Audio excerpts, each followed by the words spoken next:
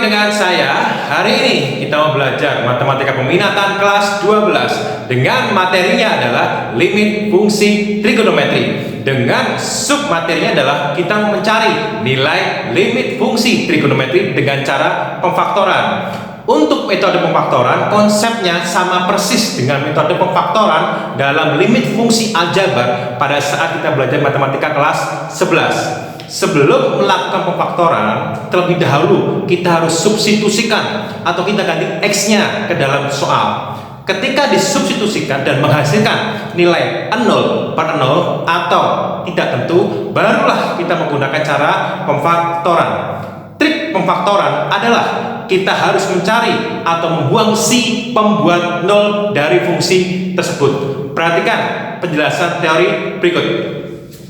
Sebagai perluasan dari rumus dasar limit fungsi trigonometri lainnya, kita akan belajar jika P sama dengan X min A, maka untuk nilai X mendekati A, artinya X-nya ini mendekati A, diperoleh nilainya P itu akan mendekati 0, sehingga diperoleh rumus yang pertama. Ingat, dimisalkan P sama dengan X min A ya. Yang pertama adalah limit X mendekati 0 dari sin B dalam kurung X min A dibagi C dalam kurung X min A. Ingat, X min A ini dimisalkan apa? P. Nah, kita ganti, berarti dia menjadi limit X mendekati 0 dari sin BP dibagi CP. Ingat, ini adalah rumus dasar limit trigonometri yang awal kemarin. Sehingga nilai berapa? Tinggal lihat B sama C-nya sama dengan B per C. Yang kedua, limit X mendekati 0 dari C dalam kurung X min A dibagi sin B dalam kurung X min A, maka dia menjadi limit X mendekati 0 dari CP dibagi sin BP, maka hasilnya ini adalah tinggal C per B. Nah ini ya. Yang ketiga, limit X mendekati 0 dari tangen B dalam kurung X min A dibagi C dalam kurung X min A, maka dia menjadi limit X mendekati 0 dari tangen BP dibanding CP. Berapakah hasilnya ini? Tinggal B dibanding dengan C, B per C.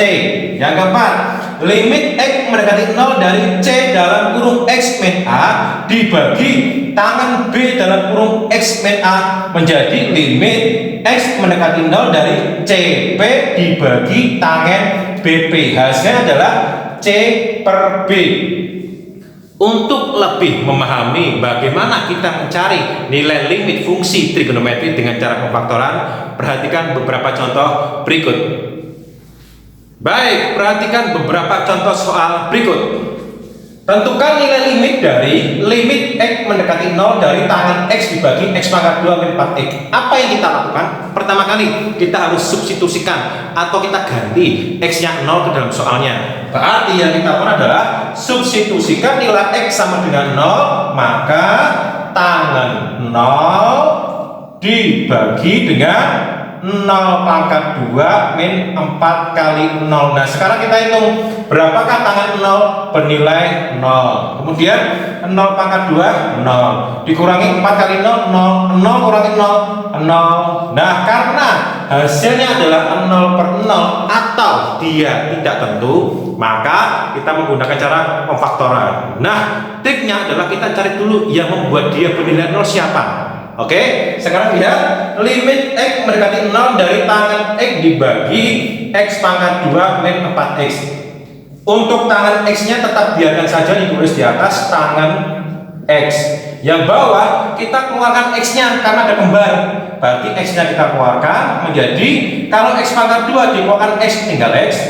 Sedangkan min 4X kalau kita keluarkan X-nya menjadi min 4. Nah, setelah kita faktorkan, yang membuat 0 adalah X-nya ini. Sehingga dari bentuk seperti ini kita pecah-pecah menjadi tangen X dibagi X, kemudian yang di samping ini adalah 1 per X min 4. Nah, setelah kita pecah-pecah, berapakah nilai limit X mendekati 0 tangen X dibagi X?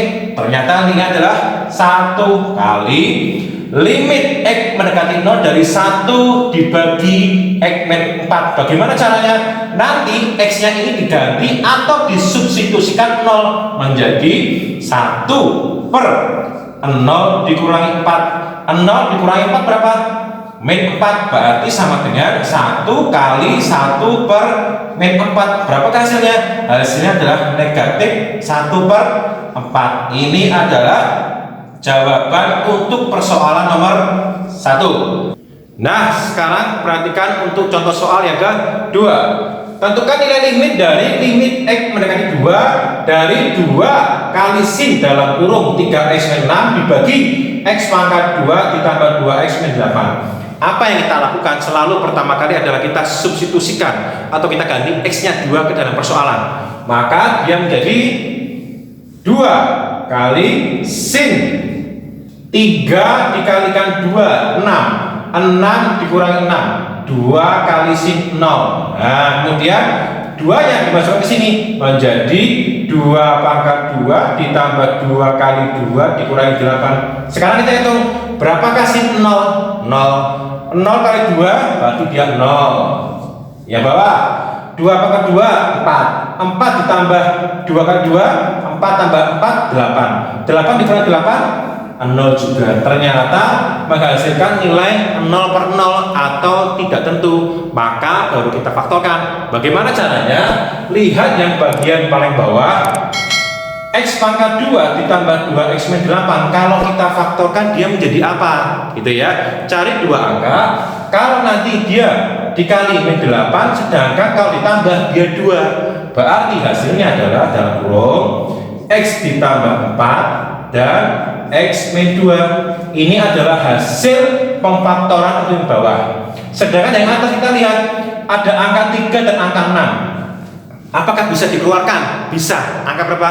Angka 3. Berarti dia menjadi 2 kali sin 3 dalam kurung X min 2. Nah, kenapa kok kita keluarkan 3-nya? Karena pembuat nolnya adalah X min 2. Pembuat nolnya adalah X min 2. Kenapa? Karena kalau dimasukkan X-nya 2, hasilnya bernilai 0. Nah, setelah ketemu seperti ini, sekarang kita pecah-pecah ya menjadi 2, nanti dia akan bertemu dengan X ditambah 4, sedangkan sisanya adalah sin 3 dalam kurung X min 2 dibagi dengan X min 2. Nah, sekarang kita lihat berapakah nilai yang sebelah kanan ini?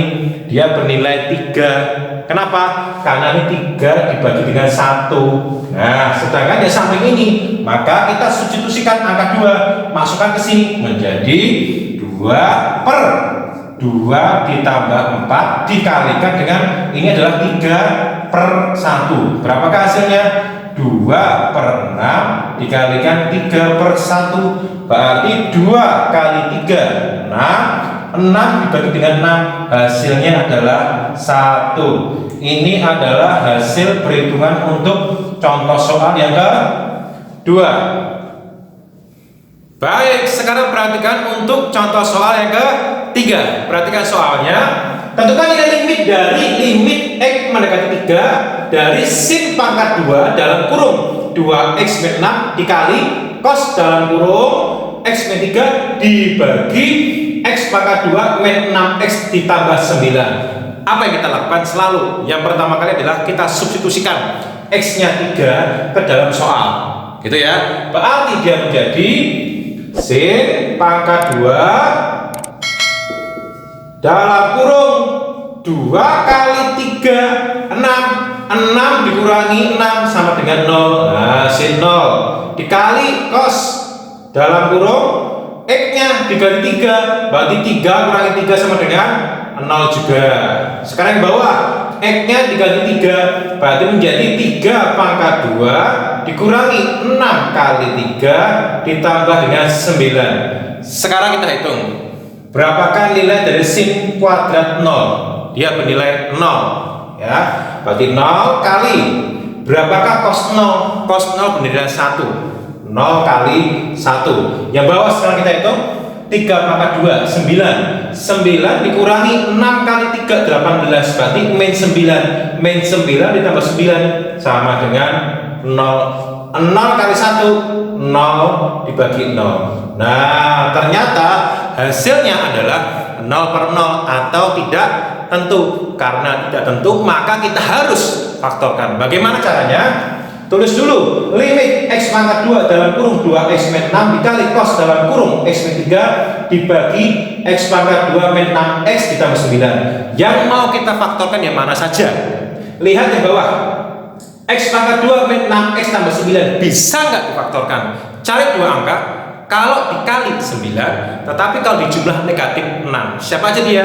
Ternyata dia adalah dalam kurung x min 3 kali x min 3. Itu yang bagian penyebutnya di bawah. Nah, sekarang yang atas bisa nggak dipecah-pecah? Bisa. Lihat, sin kuadrat. Sin kuadrat bisa kita pecah-pecah menjadi sin sama sin, gitu ya. Sedangkan ini ada angka 2. Angka 2 itu bisa kita keluarkan menjadi seperti ini nanti. Menjadi sin 2 kali x dikurangi 3 kali sin 2 kali x min 3, sisanya adalah cos dalam kurung x min 3. Nah, jadi sin pangkat 2 dalam kurung 2x min 6 bisa kita pecah jadi 2, yaitu sin 2 dalam kurung x min 3 dan sin 2 dalam kurung x min 3. Setelah kita pecah-pecah seperti ini, sekarang kita buat perbagian. Siapa aja dia? Nanti dia menjadi gini, limit x mendekati 3 dari sin 2 dalam kurung x min 3, nanti dia bertemu dengan yang bawah ini, yaitu x min 3. Sedangkan sampingnya ini juga sama, berarti sin 2 dalam kurung x min 3, nanti dia akan ketemu dengan x min 3. Lah ini bagaimana? Tetap biarkan, berarti limit x mendekati 3 dari cos dalam kurung x min 3. Sekarang kita hitung berapakah nilainya ini. Nah, sesuai dengan rumus dasar trigonometri yang tadi kita pelajari, maka nilainya adalah 2 per 1 kali. Berapakah nilainya ini? 2 per 1 juga dikalikan dengan, nah sekarang kita lihat limit x mendekati 3 dari cos dalam kurung x min 3. Apa yang kita lakukan? Kita cari dulu, kita substitusikan x nya sama dengan 3, berarti 3 min 3. Berapakah hasilnya nih? Berarti 2 kali 2 4 kali cos 0. Nah, cos 0 sekarang kita hitung berapakah nilai cos 0? 1. Berarti hasil akhirnya adalah 4 kali 1 sama dengan berapa? Sama dengan 4. Ini adalah hasil akhir perhitungan untuk soal nomor 3. Baik, sekarang kita coba untuk contoh soal yang keempat. Perhatikan soalnya. Tentukan nilai limit dari limit x mendekati 4 dari sin dalam kurung 2x min 8 dibagi tangan dalam kurung x min 4 ditambah dalam kurung 3x min 12. Apa yang kita lakukan pertama kali? Selalu kita substitusikan, kita ganti x-nya sama dengan 4 ke dalam soalnya. Maka soalnya dia menjadi sin dalam kurung 2 kali 4 dikurangi 8 yang bawah, maka tangen dalam kurung 4 dikurangi 4 ditambah 3 kali 4 min 12. Sekarang kita hitung ya. 2 kali 4 sama dengan 8. 8 dikurangi 8 0. Berarti yang atas adalah sinus 0. Yang bawah 4 kurangi 4 0. Berarti ini tangen 0. Ditambah 3 kali 4 12. 12 kurangi 12 0. Sekarang kita cari berapakah nilai sin 0? 0. Kemudian berapakah nilai dari tangan 0? 0 juga. 0 tambah 0 0. Ternyata hasil akhirnya adalah 0 per 0 atau tidak tentu. Karena tidak tentu, maka harus kita faktorkan. Nah, bagaimana cara memfaktorkannya? Perhatikan soalnya. Yang atas ini ada 2x min 8, ada angka 2 dan 8. Bisa nggak kita keluarkan angka 2-nya ke depan? Bisa ya. Sekarang yang bawah, ini ada angka 3 sama angka 12. Bisa nggak angka 3 kita keluarkan? Bisa. Berarti dia menjadi sinus 2 dalam kurung X min 4, yang bawah berarti tangen dalam kurung X min 4 ditambah 3 dalam kurung X min 4 juga. Kenapa semua dibawa ke X min 4? Karena si pembuat nolnya adalah angka 4. Makanya kalau 4 dikurangi 4, 0, jangan sampai ketemu angka 0. Nah, setelah ketemu model soal seperti ini kan masih belum bentuk limit fungsi trigonometri. Makanya kita akali, kita manipulasi dengan sampingnya sini dikasihkan kali, yang atas dan bawah harus kita kalikan dengan 1 per X min 4, yang bawah juga dikalikan 1 per X min 4. Tujuannya apa? Tujuannya agar dia balik ke dalam rumus limit fungsi trigonometri. Nah, hasilnya apa nanti? Dia menjadi gini. Limit sin 2 dalam kurung X min 4 dibagi X min 4. Yang bawah berarti tangen X min 4 dibagi X min 4 ditambah 3 dalam kurung X min 4 dibagi X min 4. Nah, ini adalah tujuan kenapa semuanya ini harus dibagi dengan apa? X min 4. Kita kurung dulu. Setelah ketemu seperti ini, sekarang kita pecah-pecah ke dalam bagian-bagian yang lebih kecil ya. Berarti dia menjadi limit X mendekati 4 dari sin 2 dalam kurung X min 4 dibagi dengan X min 4. Sedangkan di bawah limit X mendekati 4 dari tangen X min 4 dibagi X min 4. Sampingnya berarti limit dari 3 dalam kurung X min 4 dibagi X min 4. Nah, setelah ketemu bentuk rumus dari limit fungsi trigonometri, sekarang kita lihat berapakah nilai yang atas ini. Nah, yang atas ini adalah 2 dibagi 1 dibagi, sekarang yang bawah berapakah nilainya ini? 1 dibagi 1 ya, 1 dibagi 1 ditambah, lihat apakah ini ada yang sama? Boleh nggak coret-coret? Boleh. Tinggal siapa? Tinggal limit X mendekati 4 daripada 3. Limit X mendekati 4 dari 3, berapa nilainya? Nilainya adalah 3. Nah, berarti ini sama dengan 3. Kita hitung, hasilnya adalah 2 dibagi 1 ditambah 3. Hasilnya adalah 2 per 4. Kalau kita kecil menjadi 1 per 2. Ini adalah hasil dari perhitungan untuk soal nomor 4. Demikian pemaparan materi bagaimana kita mencari nilai limit fungsi trigonometri dengan cara pemfaktoran.